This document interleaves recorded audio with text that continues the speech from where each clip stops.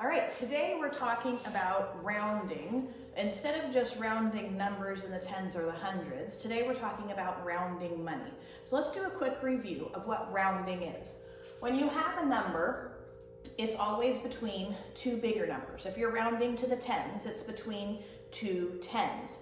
And you take the number and you look at the ones place and you say, is the ones place a 4 or lower? Then my number gets rounded down to the lowest 10. You look at the ones place and say, is my number 5 or higher? And then it gets rounded up to the next 10. So if you have the number 17, you look at that one. That one is 5 or higher, so it's going to get rounded up to 20. If you have the number 32, 2 is in the lower bracket, so this one gets rounded down to 30. Today we're talking about money. So we're talking about rounding to the nearest dollar. So what we're going to be looking at is the dollars place stays and everything else becomes zeros. Now here's the rule in money.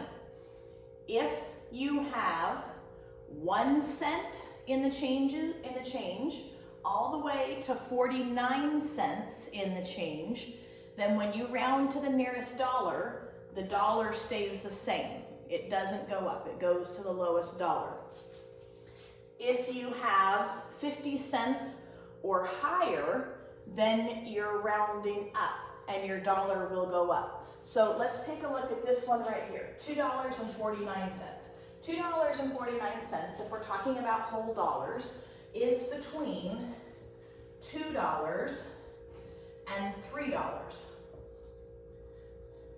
So we're trying to decide which one it's closest to, $2.49. So we look up here, 49, it's still in the lower, so we're going with the lower number, the $2. So if we rounded this one would go to $2. Notice when we're rounding, we're losing our cents, we're losing our coins. We don't have coins anymore. Okay, let's take a look at $14.33. $14.33 is between which two whole dollars? Yes, it's between $14 and $15. Those are the two whole dollars it's between. So we're going to look at our 33 cents to decide which one it's going to go with. 33 cents comes between 1 cent and 49 cents, so it goes with the lower set. So again, this one too, we're going to go with the lower dollar amount. We lose our cents, and this one gets rounded to $14. Now over here, $14.60. $14.60 is just like this one. It's between which two whole dollars?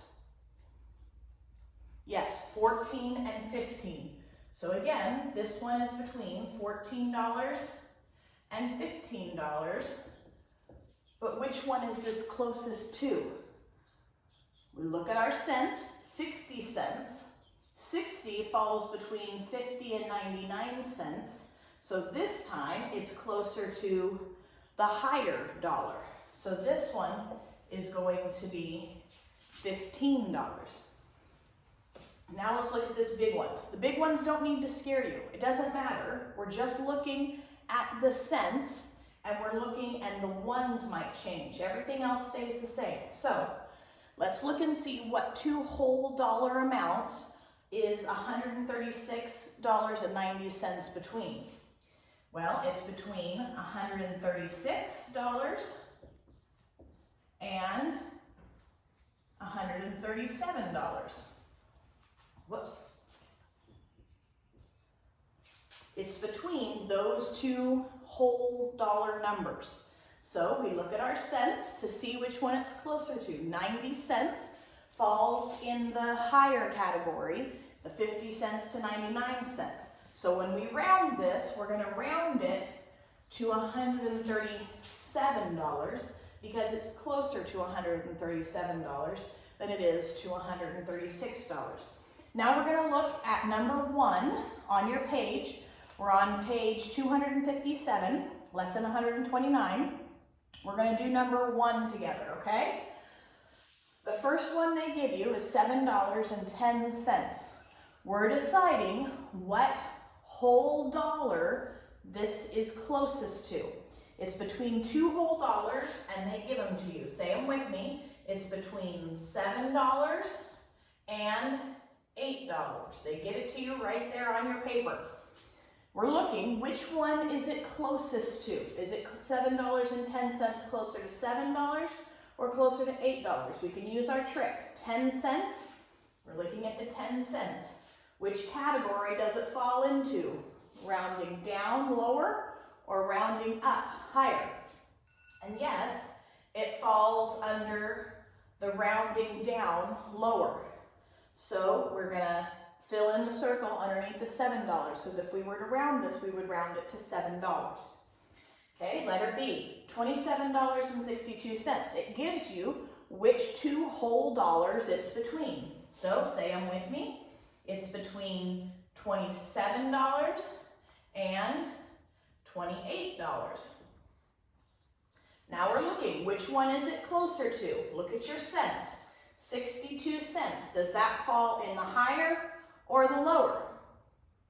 Yes, it falls in the higher, 62 cents. So that means $27.62 is closer to $28.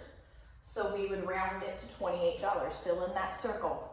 Okay, the next example, $9.52. It gives you which 2 dollar amounts it's between.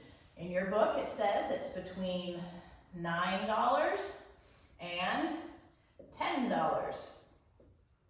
Which one is it closest to? We're looking at the cents again. 52 cents. 52 cents, which category does 52 cents fall in? Yep, it falls in the higher category. So if we rounded $9.52 off, we would have $10.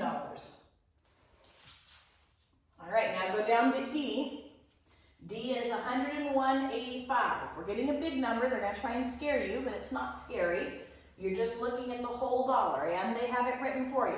So 101.85 is between $101 and $102. Which one is it closest to? Look at the cents. 85 cents. Which bracket does that fall into? Are we rounding down or are we rounding up? 85 cents says we're rounding up. So you're going to fill in the circle under $102. You would round that up to $102. It's closer to $102.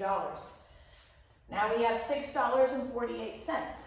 On your paper, you'll see, read it with me, $6.48 is between $6 and $7. Which one is it closest to? We're looking at the 48. 48 cents. Which one does that fall into? Is it a lower or a higher? 48 cents. Are we going to round down or are we going to round up?